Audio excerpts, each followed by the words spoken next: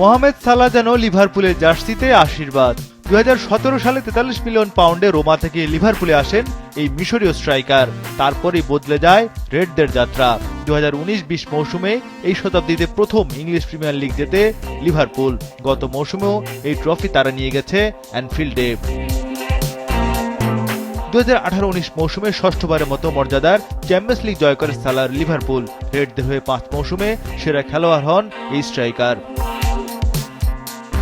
সালাহ মানেই যে লিভারপুল। ইংল্যান্ডের লিভারপুল শহরে সালার জার্সি বিক্রির ধুম পড়ে যায়।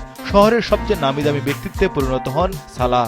তবে সেই জনপ্রিয়তায় ভাটা না পড়লেও চলতি মৌসুমে লিভারপুলের মলিন পারফরমেন্সে দায়টা সালার উপরেই পড়েছে।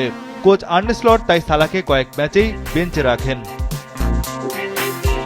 গত সপ্তাহে চ্যাম্পিয়ন্স লিগের খেলায় ইন্টার মিলানের বিপক্ষে স্কোয়াডে রাখা হয়নি সালাহকে। এরপর থেকে ক্লাব ছাড়ার গুঞ্জন শুরু হয়। এর মাঝে সৌদি প্রো লিগ থেকে জানানো হয় দেশটির অনেকগুলো ক্লাব অভিজ্ঞ স্ট্রাইকারকে দলে টানতে চায় এবং সেখানে সালাহর জন্য প্রস্তাবটাও লোভনীয়। আন্তর্জাতিক গণমাধ্যমের সূত্র অনুযায়ী 100 মিলিয়ন পাউন্ড। আর এত সব ঘটনায় কোচ ও সালাহর মধ্যে দ্বন্দ্ব মনোমালিন্য আরও চরমে ওঠে।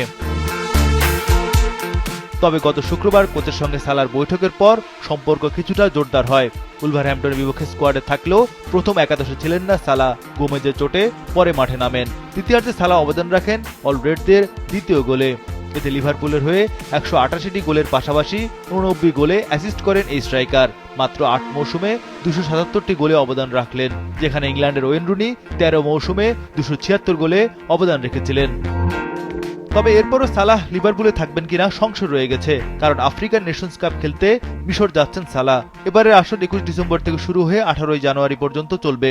তারপর রেডদের জার্সিতে সালাহকে আর দেখা যাবে কিনা তা নিয়ে রয়েছে শঙ্কা। ব্রাইটনে ম্যাচ দেখার জন্য পরিবারকে আসতে বলেছিলেন সালাহ, যেন এটাই অ্যানফিল্ডে তার শেষ ম্যাচ। আফ্রিকান নেশনস কাপের পরেই জানা যাবে সালাহ কোথায় খেলবেন।